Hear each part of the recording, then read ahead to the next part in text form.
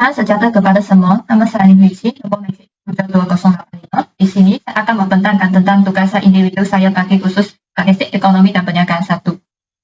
Saya telah menggunakan data yaitu case COVID-19 di Malaysia pada 31 Disember 2022 untuk menunjukkan cara saya menggunakan Excel dan juga SPSS.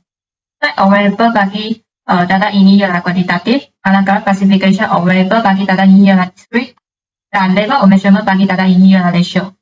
So, bagi step yang pertama, kita akan menggunakan dua kuasa K lebih besar daripada N loop untuk mencari bilangan kelas bagi data ini. Di sini N adalah bernilai 16, so kita perlu mengira nilai dua kuasa K lebih besar daripada 16, iaitu kita akan menggunakan dua kuasa 5 sama dengan 32 lebih besar daripada 16. Lepas tu untuk step yang kedua, kita perlulah mengenal pasti kelas interval bagi data ini. So, kita akan menggunakan formula I lebih besar atau sama dengan nilai maksimum tolak nilai minimum bahagikan K. Iaitu, kita akan ambil nilai yang terbesar iaitu 159 tolak nilai yang terkecil iaitu 1 bahagikan nilai K iaitu 5. So, kita akan dapat 31.6. Namun, kita perlu menggunakan nombor bulat yang terdekat dan lebih besar daripada 31.6 untuk menjadikan kelas interval, nombor kelas interval kita. So, kita terus ambil 32. Untuk step yang ketiga, kita perlu mengira kelas limit bagi data ini. So, kita akan dapat kelas pertama dari 0 hingga 32 sampai kelas yang terakhir kita akan dapat dari 128 hingga 160. Jadual yang terdapat kelas limit dan frekuensi ini digunakan untuk kita menghasilkan graf catatan dan juga catatan. Cara untuk membuat graf catatan itu, kita perlu selectkan semua nilai, tekankan quiz analysis, chart, pilih cluster kolom, tambahkan dia punya data label. So, kita akan dapatkan satu catatan bagi data ini. Lepas tu untuk menghasilkan catatan, kita juga buat benda yang sama iaitu selectkan semua nilai, quiz analysis, chart, bilik yang baik punya itu bentuk graf, tambahkan data label. Jadi kita juga akan tambah satu catatan yang sebenarnya bagi data ini. Lepas tu untuk step 4, kita akan perlu membuat graf frekuensi poligon bagi data ini. So, kita perlu menggunakan titik tengah dan juga frekuensi untuk menghasilkan graf tersebut. Cara untuk mengira titik tengah bagi setiap kelas tersebut, kita perlu ambil lower limit tambah upper limit, bahagikan 2 untuk setiap kelas tersebut. So, kita akan dapat kelas pertama 16 sampai kelas yang terakhir 144. Lepas tu, kita menggunakan nilai-nilai dan contoh ini, selectkan dia semua, tekankan quiz analysis, chart, pilihkan line, dan tambahkan data label untuk menghasilkan satu bentuk graf frekuensi poligon.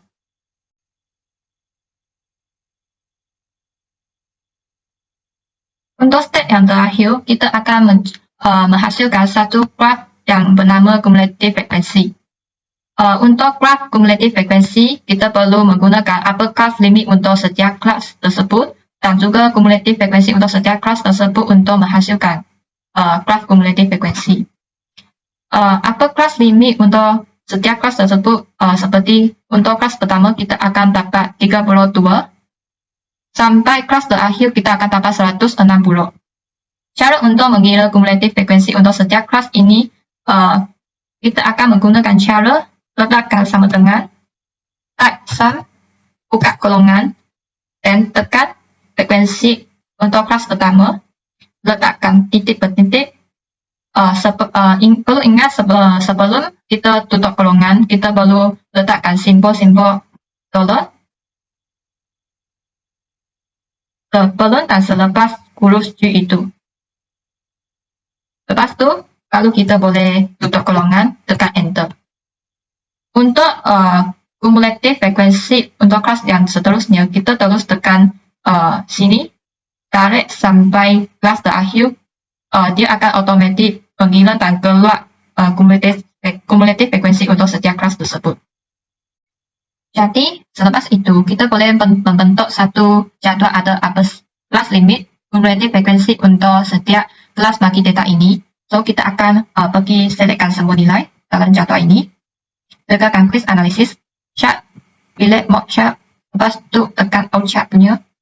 Juga pilih line.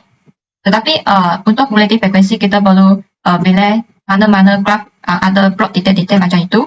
Okay. Lepas tu tampilkan dia punya data label. So ini adalah cara untuk hasilkan graph cumulative frekuensi untuk step 5. Lepas tu kita juga akan menggunakan cara Excel untuk mengira mean, median, population variance, standard variance, population standard deviation dan juga sample standard deviation untuk data ini. Bagi cara mengira mean, kita akan letakkan sama dengan average, buka kolongan, selectkan semua nilai dalam data, tutup kolongan, tekan enter. Untuk mengira nilai median, kita juga akan letakkan sama dengan median, buka kolongan, selectkan nilai, tutup kolongan, tekan enter. Untuk population variance, letakkan sama dengan VAR by P, buka kolongan, selectkan nilai, tutup kolongan, enter.